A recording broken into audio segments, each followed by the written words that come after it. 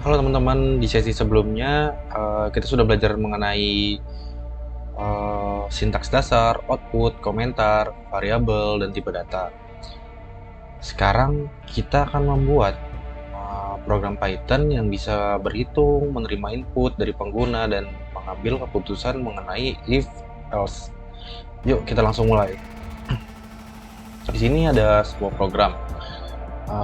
Python bisa digunakan untuk melakukan operasi matematika dasar. Kita bisa menambah, mengurang, mengalihkan, membagi, hingga menghitung pangkat dari sisa bagi dan sisa bagi. Gunakan tanda plus, minus, kali, bagi, persen, dan juga kali 2. Sangat mirip dengan matematika yang kita jumpai di sehari-hari kita. Oke, di sini ada dua bilangan, ada dua variabel, di mana variabel A nilainya adalah 10, variabel B adalah nilainya 3. Di sini kita coba running. Nah, untuk penjumlahan 10 tambah 3 maka hasilnya 13. Nah, pengurangan 10 kurang 3 hasilnya 7. Perkalian 10 kali 3 sama dengan 30. Lalu juga untuk pembagian 10 bagi 3 sama dengan 3,33. Dan nilai modulusnya atau sisa dari bagi antara 10 sama 3 yaitu adalah 1. Nah, yang terakhir adalah 10 pangkat 3, hasilnya adalah 1000. Ini merupakan contoh dari operator matematika aritmatika dasar di Python. Lalu ada juga namanya operator perbandingan, teman-teman. Dengan contoh seperti ini merupakan operator perbandingan. Selain menghitung, Python juga bisa membandingkan nilai. Misalnya, apakah X sama dengan Y lebih besar atau lebih kecil? Hasil perbandingan ini berupa nilai true atau false yang nanti digunakan untuk mengambil keputusan. Nah, kita coba di sini nilai X sama dengan 5 dan Y sama dengan 10. Nah, kalau misalnya tandanya sama dengan maka dia adalah sama dengan. Kan ketika tanda seru dan sama dengan maka dia menandakan bahwa itu tidak sama dengan. Dan ini merupakan tanda lebih besar, ini lebih kecil, dan lebih besar sama dengan, dan lebih kecil sama dengan terakhir. Oke, kita coba running. Nah, nilai yang pertama, apakah X sama dengan Y, hasilnya false karena 5 tidak sama dengan 10. Untuk nilai yang kedua, apakah X tidak sama dengan Y, nilainya true atau benar, karena ya 5 sama 10 itu adalah angka yang berbeda. Terus selanjutnya, untuk apakah X lebih besar daripada Y, di sini dihasilkan nilai false karena 5 harusnya lebih kecil dibanding Y. Maka yang seterusnya 5 lebih kecil dibanding Y itu adalah nilainya true atau benar. Selanjutnya untuk lebih besar sama dengan antara 5 sama 10 itu nilainya adalah false karena 5 sendiri lebih kecil atau sama dengan 10 ya. Menandakan bahwa yang terakhir kita ini merupakan benar karena di sini ada satu variabel yang benar, satu sintaks yang benar, yaitu kurang dari. Jadi dia tidak harus sama dengannya ya. Kalau misalnya X-nya 5, Y-nya 5, 5 sama dengan 5, yang ini benar, perintah terakhir. Tapi kalau misalnya lebih kecil juga benar gitu. Mungkin itu untuk operator perbandingan. Selanjutnya untuk input dari pengguna. Jadi Python sendiri bisa seperti program-program lain dengan fungsi input, kita bisa meminta pengguna untuk mengetik sesuatu di terminal yang bawah ini. Nilai yang dimasukkan otomatis bertipe string. Jadi kalau kamu ingin mengubah ke angka, gunakan integer atau float. Nah, di sini ada nama dan yang nantinya akan kamu input dan juga umur yang nantinya akan kamu input. Lalu program akan menampilkan kalau nama kamu, umur kamu adalah umur kamu, tahun. Nah, langsung kita running aja. Masukkan nama kamu. Program akan meminta nama kita. Misalnya nama kita adalah Randy. Untuk umur kita masukkan misalnya 22. Nah, program akan menampilkan, halo, nama kamu Randy dan juga umurnya adalah 22 tahun, sesuai sama apa yang kita inputkan sebelumnya. Apa yang kita inputkan akan masuk ke variabel yang diperintahkan. Di sini ada variabel nama, dia akan meminta user input, lalu ada variabel umur yang nanti akan meminta user input juga, dan terakhirnya akan di-outputkan ke sebuah print di sini. Nah, kalau misalnya kalian ingin masukkannya dalam integer atau float, bukan string, di sini kan ada umur dan kita inputkan angka, tapi angka yang kita inputkan merupakan string tipe datanya, bukan integer seperti normalnya untuk sebuah angka atau bilangan.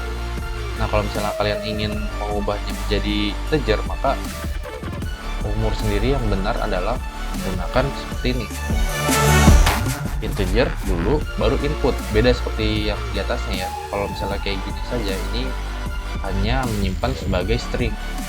Nah, kalau misalnya seperti yang bawahnya tambahin integer, akan menyimpan sebagai integer. Lalu juga bisa menggunakan float ya teman-teman, tinggal tambahkan int-nya diganti dengan float.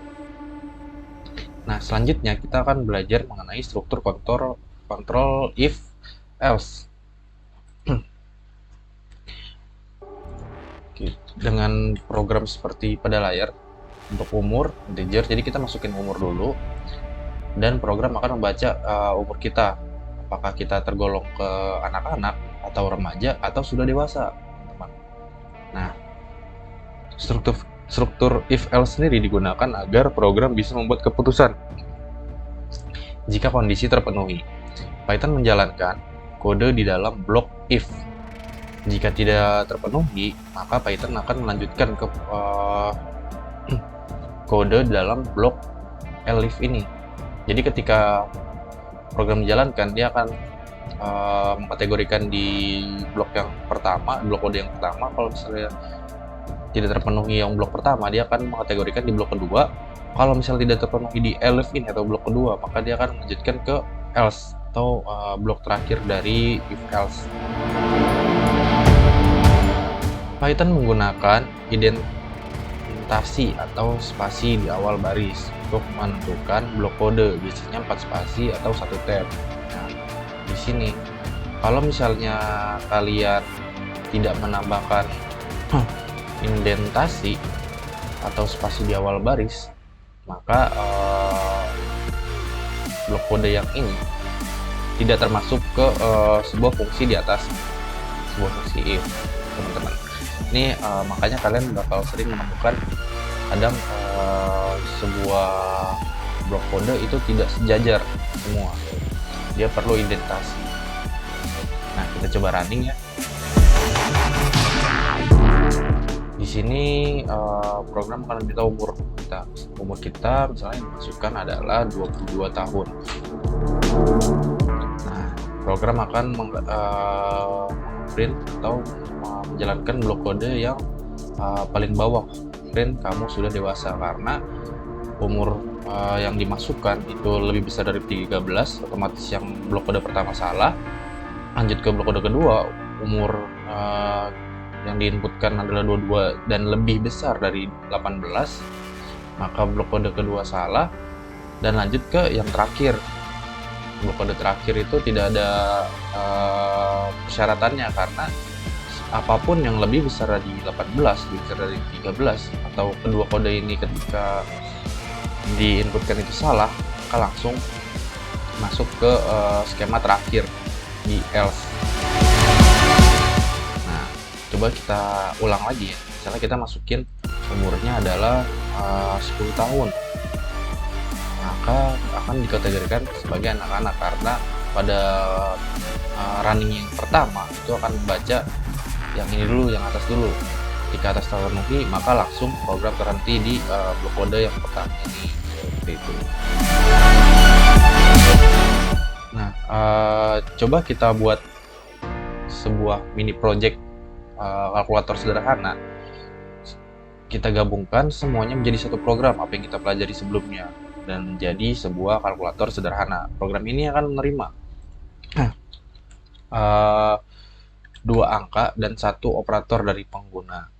Kemudian menggunakan struktur if-else untuk menentukan operasi yang akan dijalankan. Ini contoh nyata bagaimana operator input if-else bekerja bersama. Ini berikut merupakan programnya. Dan ini semua menjawab dari apa yang kita pelajari dari awal, teman-teman. Dimana kita tadi sempat pelajari terkait apa itu operator. Di sini nih, operator. Lalu juga kita mempelajari terkait input. Nah, ini merupakan input. Lalu juga kita mempelajari terkait if-else pada logika perhitungan yang akan kita lakukan. Oke, kita coba running. Itu merupakan kalkulator sederhana. Masukkan angka pertama. Script akan meminta angka pertama. Kita masukkan angka kita adalah 20,5.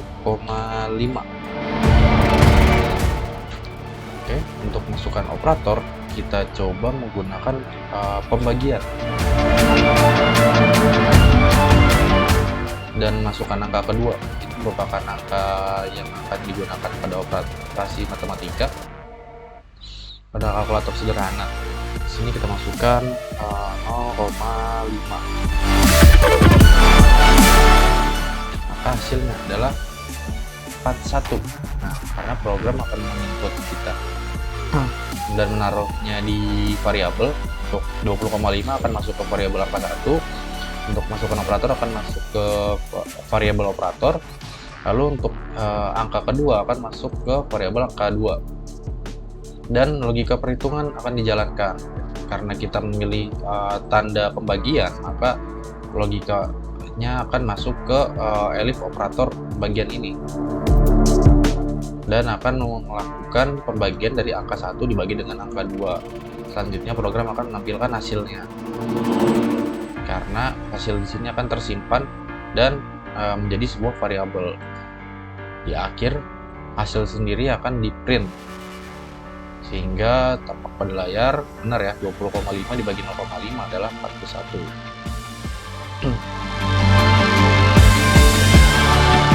Keren. Sekarang kamu sudah tahu caranya bagaimana membuat sebuah program Python yang interaktif dan bisa berpikir secara sendiri. Di sesi berikutnya kita akan belajar looping serta struktur dasar seperti list dan tuple agar program kita bisa memproses banyak data sekaligus. Jangan lupa untuk membuat latihan sendiri ya teman-teman di rumah agar nantinya kita dapat menjalankan program lebih baik lagi. Mungkin sekian untuk sesi kali ini. Jangan lupa like, komen, dan juga subscribe ya teman-teman.